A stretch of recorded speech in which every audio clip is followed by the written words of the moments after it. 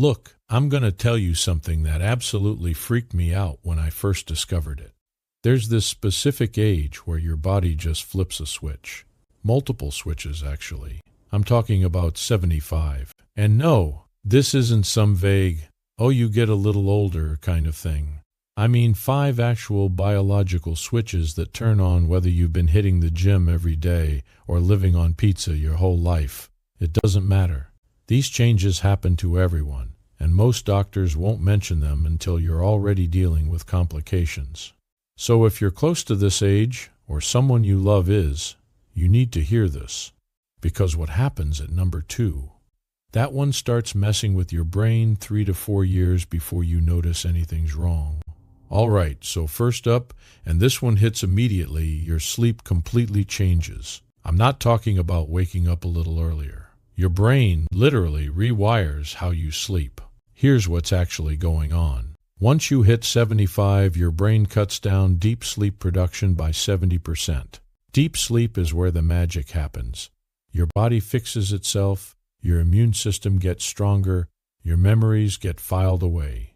After 75, that stage becomes super rare instead of happening every night. And melatonin, that hormone that makes you sleepy, your brain starts making way less of it, about 15% less every year after 75. That's why you might find yourself staring at the ceiling at 3 a.m., even though you're exhausted.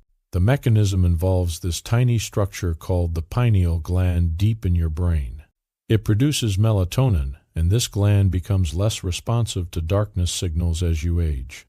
But here's the weird part. Your whole sleep schedule shifts forward by 2 or 3 hours. Suddenly eating dinner at 4 p.m. makes total sense, and you're ready for bed when everyone else is just getting started with their evening. Scientists call this advanced sleep phase syndrome, which basically means your internal clock is running on a different time zone now. This happens because the suprachiasmatic nucleus in your brain, essentially your body's master clock, starts running on a different schedule due to changes in light sensitivity and hormone production. And get this, studies show that the average person at 75 wakes up 15 to 20 times per night. You might not remember most of them, but brainwave monitoring doesn't lie. Your brain is constantly popping in and out of sleep stages. It's like your sleep just can't stay smooth anymore. These are called micro-awakenings, and they occur as you cycle through sleep stages because your brain has lost the ability to maintain continuous sleep. Think about what that means for your quality of life. You're never getting that deep, restorative sleep that recharges you. Instead, your sleep is choppy and interrupted all night long, even if you're not consciously aware of it happening. Your brain keeps bumping into these little obstacles throughout the night that briefly wake you up. So what do you do about it? Well, experts say stop fighting it. If you're tired at 7 p.m., just go to bed. Don't force yourself to stay up because that's when you think you should go to bed. Use those early morning hours when you're up anyway. Do something quiet and productive instead of lying there frustrated. The stress of trying to force old sleep patterns actually makes the fragmentation worse and can lead to chronic insomnia, which affects up to 60% of people over 75. Creating a sleep sanctuary becomes crucial at this age. Room temperature matters enormously. Between 60 to 67 degrees Fahrenheit is optimal because your body's temperature regulation also changes after 75, making you way more sensitive to heat during sleep. Even a couple degrees too warm can completely disrupt what little deep sleep you're still getting. Light exposure timing becomes your secret weapon. Getting bright light exposure, preferably natural sunlight, within 30 minutes of waking helps anchor your new biological clock. It's like telling your brain, okay, this is morning, let's start the day. On the flip side, avoiding all screens and bright lights after 6 p.m. helps trigger what little melatonin your pineal gland still produces. Blue light from screens essentially tells your brain it's still daytime, suppressing melatonin production even further. Many people find success with split sleep patterns that were actually common before the Industrial Revolution. You sleep for 4 hours, wake for an hour or two of quiet activity like reading or light stretching, then sleep for another 3 to 4 hours, Research shows this pattern may actually align better with natural human sleep biology, especially for older adults whose circadian rhythms have shifted. The key is accepting that 8 straight hours of uninterrupted sleep is no longer your reality. Working with your new sleep architecture instead of constantly fighting it reduces stress, and that stress reduction actually helps improve the quality of whatever sleep you do get. Now, while your sleep is going haywire, something even scarier is happening with your body temperature. At 75, your internal thermostat doesn't just get worse, it straight up breaks. The part of your brain that controls temperature, the hypothalamus, loses about 20% of the neurons that do that job. So your body literally can't sense temperature changes as well as it used to. That's why you might be freezing while everyone else is comfortable, or why a slightly warm day leaves you feeling dizzy and drained. Your sweat glands, which are supposed to cool you down, drop by 40% in efficiency. So when you get hot, your body just can't cool itself off like before. And here's the scary stat. Heat stroke hospitalizations jump by 300% after 75. That's not a typo, 300%. This massive spike happens specifically because the body can no longer cool itself effectively when exposed to heat stress. At the same time, the fat layer under your skin that keeps you warm gets about 30% thinner. So now you've got less protection from the cold, which is why winter feels like it goes right through you. But here's the most dangerous part. Your body stops sending you warning signals. You might not feel thirsty even when you're dehydrated. You might not shiver when you're actually freezing. These safety systems that kept you alive your whole life start failing. Think about how serious this is. Thirst and shivering are critical survival mechanisms that have kept humans alive for millennia. These are your body's alarm systems, and after 75, they just stop working reliably. You can be in genuine danger, and your body won't tell you. Your blood vessels also lose their ability to constrict and dilate properly in response to temperature. There's this process called vasomotor adaptation, where your blood vessels change diameter to shift blood flow around strategically, bringing warm blood to your extremities when cold or keeping blood in your core when hot. After 75, this system becomes sluggish and inefficient. Your metabolic rate, basically how fast your body burns energy to create heat, drops by about 20%. This means your internal furnace isn't burning as hot as it used to. You're producing less internal heat even when you need it most, like during cold weather. What should you do? Keep your house between 68 and 74 degrees all year. I know that sounds specific, but that's the narrow range where your body can actually function safely. Your margin for error has shrunk dramatically. Layer your clothes so you can adjust fast. Your perception of temperature can shift multiple times throughout the day due to blood pressure changes, medication effects, and activity levels. Set reminders to drink water because you can't trust your thirst anymore. Aim for at least 48 ounces daily, regardless of thirst sensation. Put thermometers in different rooms so you're relying on actual numbers instead of how you feel, because how you feel isn't accurate anymore. Many people find success with programmable thermostats that automatically adjust throughout the day, maintaining that optimal range without requiring constant manual adjustment. And if you exercise, which you should, do it indoors when it's below 40 or above 75 outside. Indoor exercise in a climate-controlled environment is simply safer. Your margin for error with temperature exposure is basically zero now. Create temperature-stable environments. This means having a perfectly climate-controlled bedroom even if the rest of your house varies, and always carrying extra layers and water when leaving home. All right, now we're getting into something that affects your everyday life in a major way. Your entire digestive system shifts into permanent slow motion at 75. Doctors have these terms for it: presbyesophagus and presbycolon, which basically mean everything in your digestive tract starts moving like it's stuck in traffic. Your esophagus loses about 50% of its muscle coordination. The mechanism involves deterioration of nerve cells that coordinate esophageal contractions. Swallowing becomes something you have to think about instead of it just happening automatically. That feeling of food getting stuck, that's real. Your esophageal muscles are literally forgetting how to work together in proper sequence. You make 40% less saliva, which matters more than you'd think because saliva contains crucial digestive enzymes that start breaking down food before it even hits your stomach. Saliva also lubricates food to make swallowing easier. Less saliva means harder digestion from bite one and increased risk of food getting stuck. Your stomach produces 30% less acid. Now, if you've had heartburn, that might sound good, but this acid is actually essential. It breaks down proteins, helps you absorb B12, iron, and calcium, and kills harmful bacteria in your food. Having less acid might mean less heartburn, but it also means you're not properly digesting protein. You're not absorbing critical nutrients, and you're more vulnerable to foodborne infections. But the real problem is in your small intestine. These tiny finger-like projections called villi that absorb nutrients shrink by 25%. So even if you're eating healthy food, your intestine can't grab the nutrients as effectively. Doctors call this malabsorption syndrome, and pretty much everyone over 75 has it to some degree.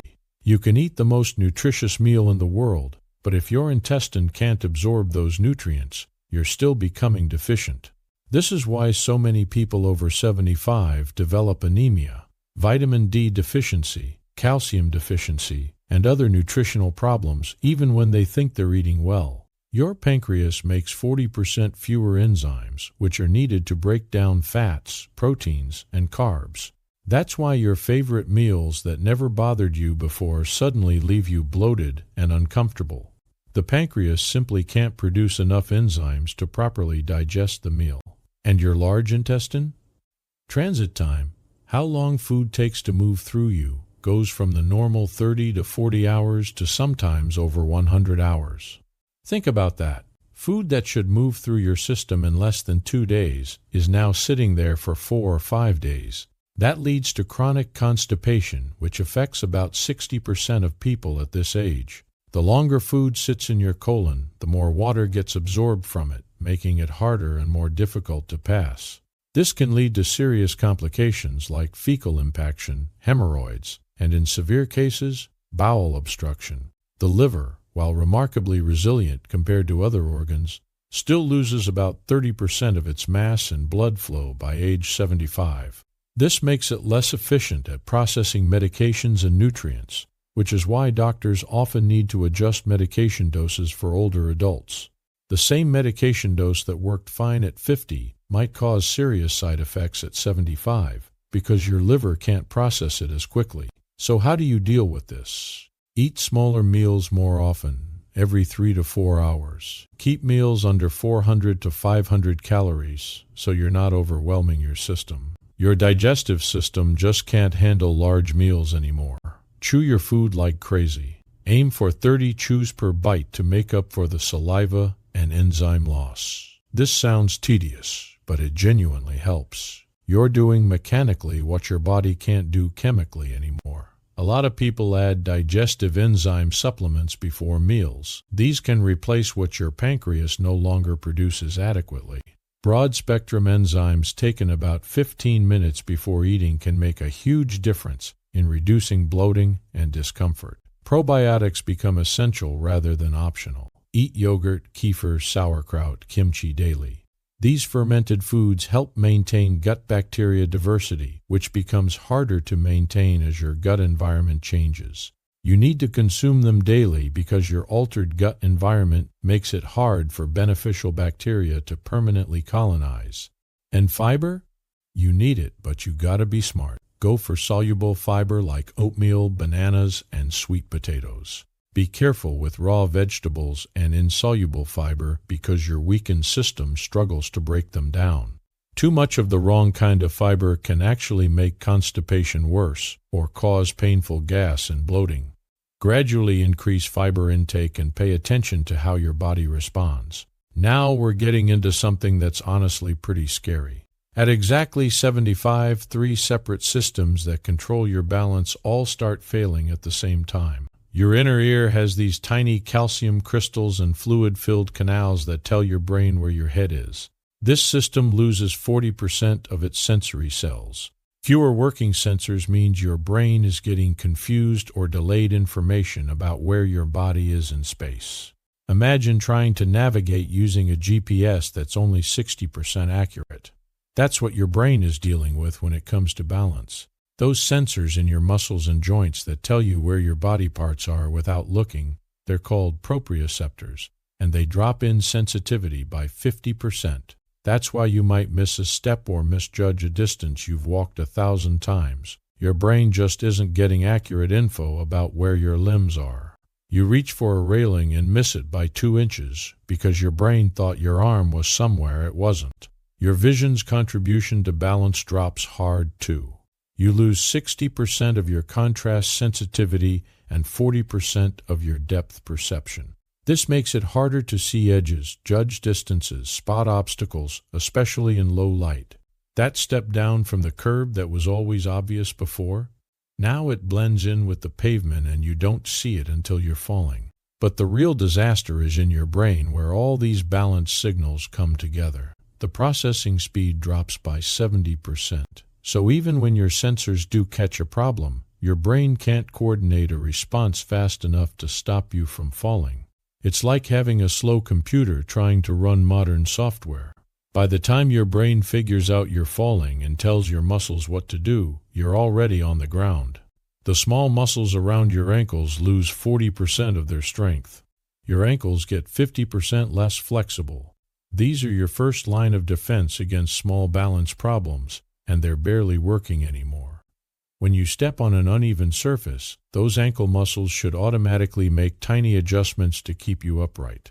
After 75, they can't respond quickly enough. And here's the psychological trap. Fear of falling actually increases your fall risk by 30%. Being anxious makes your muscles tense up and messes with the automatic movements you need for good balance. It becomes this vicious cycle. You're afraid of falling, so you tense up and move cautiously, which actually makes you more likely to fall, which increases your fear. And about 30% of people over 75 experience orthostatic hypotension, that dizzy feeling when you stand up. This happens because blood pressure regulation becomes less efficient. When you stand up, blood pools in your legs, and your body should immediately constrict blood vessels and increase heart rate to maintain blood pressure to your brain. After 75, this response is slower, causing moments of dizziness or lightheadedness that significantly increase fall risk during position changes. What helps? Balance training has to become a daily thing, like brushing your teeth. Stand on one foot while turning your head. This challenges your vestibular system. Stand with your eyes closed. This challenges your proprioception since you can't rely on vision. Reach in different directions while standing. This challenges your weight-shifting ability. These exercises literally train your brain to better process the diminished signals it's receiving. There's also this thing called dual task training, where you do balance exercises while doing mental stuff like counting backwards or naming animals. This mirrors real life where you need to keep your balance while thinking about other things. You're not just standing still concentrating on balance in real life. You're walking while talking, carrying groceries, while watching for cars, navigating stairs while thinking about what you need to do next. Tai Chi has come up in studies as maybe the perfect solution for people over 75. It cuts fall risk by up to 45%. Why does it work so well?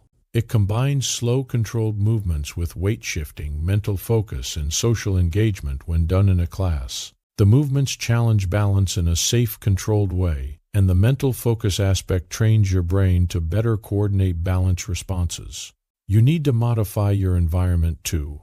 Get rid of throw rugs. They're literally fall traps. Put grab bars not just in bathrooms but along hallways.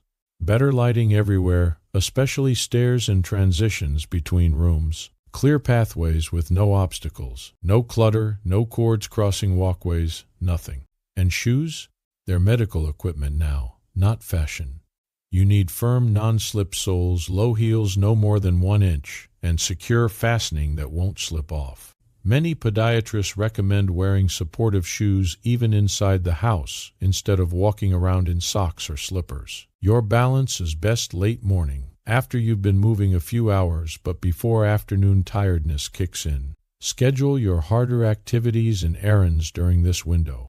Don't try to do challenging physical tasks first thing in the morning when you're still stiff or late afternoon when you're tired. Okay, we're at number 1. And this is the change that affects absolutely everything else. At exactly 75, your body triggers what scientists call sarcopenia overdrive. You start losing muscle mass at a rate of 3 to 5% per year. Think about that. By 80, you've lost up to 25% of your remaining muscle.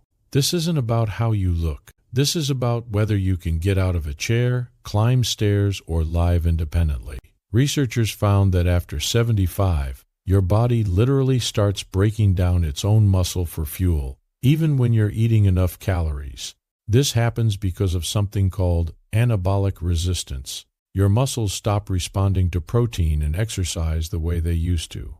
It's like your muscles have become deaf to the signals telling them to grow and repair.